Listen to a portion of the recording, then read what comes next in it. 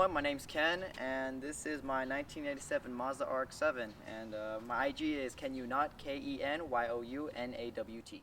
So pretty much before I got this car, I was going to be set on getting a Mitsubishi Starion, and to those who don't know what that is, it's a very, very old school Mitsubishi. It came with the Evo engine, but those were just so hard to find in the market, so I figured I'll settle with something that looks kind of similar, so I settled with this instead.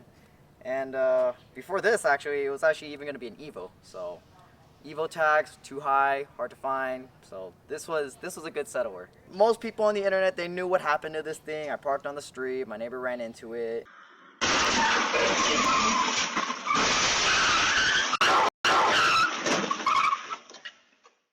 And I mean, it was a pretty sad 4 months for me because I was looking for parts, working on, who can work on this, where to find parts. I drove all the way 2 hours just for a fender because my body guy, every fender I sent to him, he says, I can't use it, bro. I gotta get original, no dents, nothing. I was like, all right, I kept looking. But after 4 months, he finally got it done, paint, everything, body work, It's not a common car to work on, so there are some imperfections, but what are you gonna do, Classic cars, that's just how they are. Still minor things, but that's just rotaries being rotaries. So thankfully, I don't have any overheating issues yet, but if that comes to it, I got bigger problems.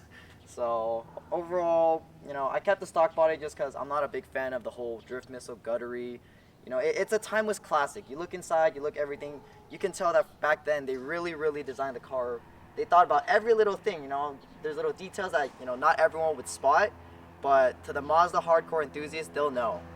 So pretty much I just did wheels, that's about it for now, because these things are just generally expensive to work on. Parts, everything, Coils, I still gotta wait, but these are on some old school aftermarket shocks. Non-adjustable, but I can still adjust dampening, so that's good. And other than that, the car's more or less stock, aside from stuff that the previous owner did. Motor swap, but still a rotary, so I ain't no LS guy. But you want to take a look at the engine? As you can see, there's a lot of room in here, but that's because a lot of things were deleted, like the clutch fan, power steering. I don't have a heater in this thing. I don't have AC either, so not a fun drive during the summertime. And the intake was changed because stock ones would have the filter box right here, and the snorkel would come out to here. So previous owner, he just changed it out because quicker airflow, all that stuff. So I got no complaints. Still got some cleaning up to do in that section. My emissions section is just completely gone. It's just a straight pipe to a racing bead exhaust. So other than that, nothing fancy. No porting, no turbos, But turbos, it's just I like them, but I don't have the funds to keep up with the turbo. So turbo in, apex out. I ain't trying to deal with that. So other than that, this is it. It's simple. It gets the job done. I'm happy with it. So this is a 1987 model, which means it is an S4 chassis. And most people, they look at FCs and they're not really sure how to tell the difference. One way you can always spot is the front bumper. So with S4s, you see this trim line, usually they come black and there's a little divot that's in the middle. Versus S5s, they have a bigger chunk on the bottom and a small line in the middle. Or on the bottom, actually. And then the front bumper right here, S4s are smooth. S5s, they have like a little point, like a little fang, if you want to say. And that's like usually the dead giveaway for S5s.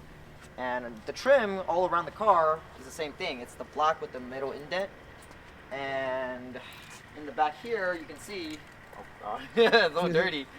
The taillights, they are the retro window styles versus the iconic S5 circles.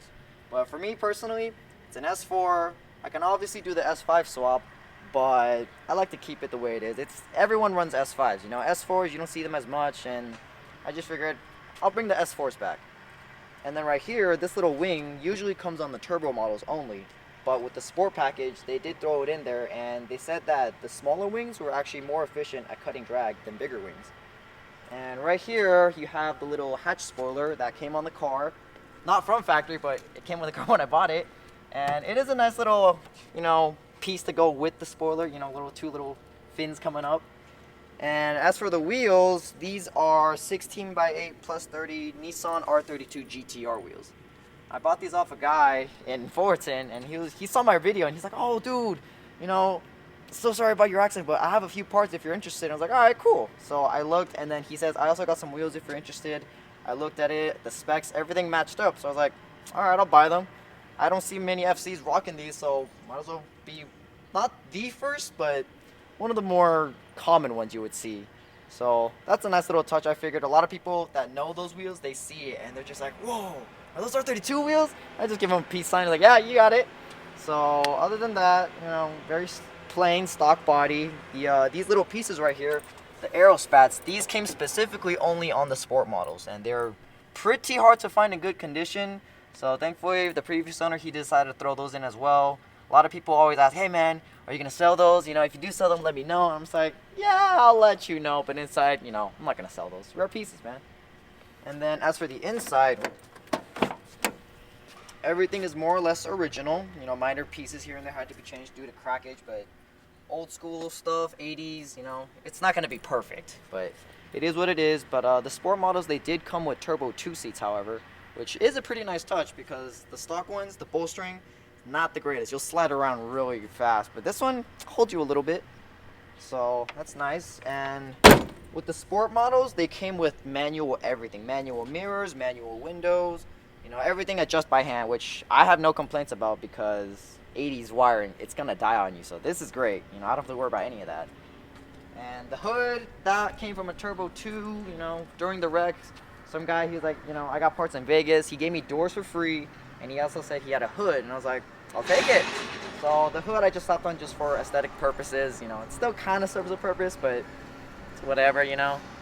And other than that, you know, there you go, that's an S4 for you versus S5s. So pretty much future plans wise, you know, nothing too crazy on the body. I might throw on a wing, it's a really subtle wing, nothing too battle axy, drift missile, chassis mount, none of that. As for the motor, I'll probably take it to Eddie Renown and have him maybe street port it if possible. You know, whatever he can do with it that fits my budget. Probably clean up the engine bay, that's for sure. Get rid of all those extra hoses.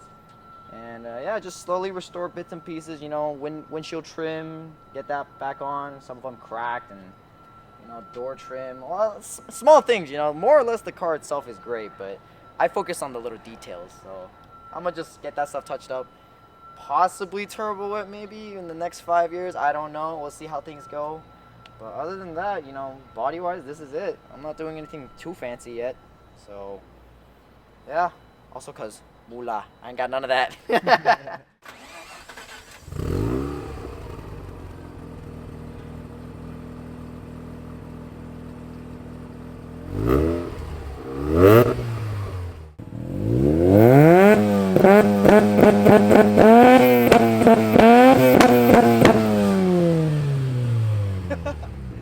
Damn, I saw some fire, backfire, bro. Oh boy, smoke everywhere.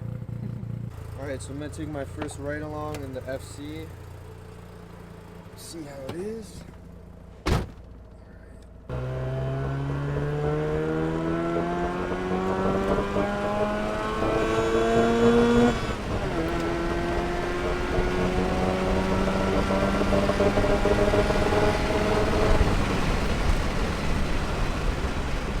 Sounds like a bunch of bees.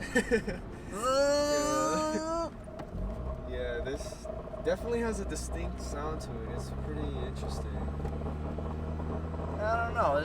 The sound is just, the whole car is just something that's like, all right, you know, it's not very common. People don't own it.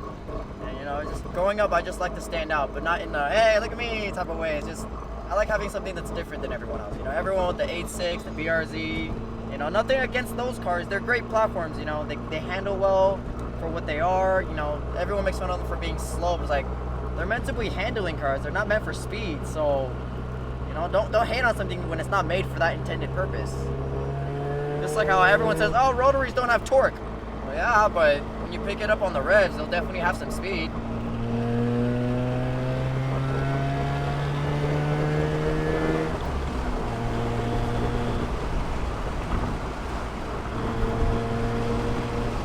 Yeah, generally cruising for rotaries, you want to be around like 3,000 RPM to like 4,000, give or take. That's just me. Everyone else has their own personal preference, but for me, to healthily drive your rotary, I think you should keep it in those RPMs. And then, obviously, when it comes to having fun, just push it in the red line. Who cares?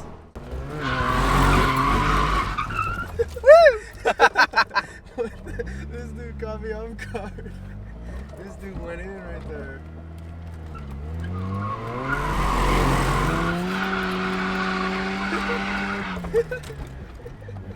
Oh my god.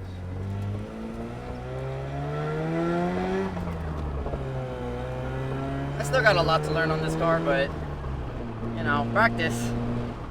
It's a nice Sunday for no cars, and there we go.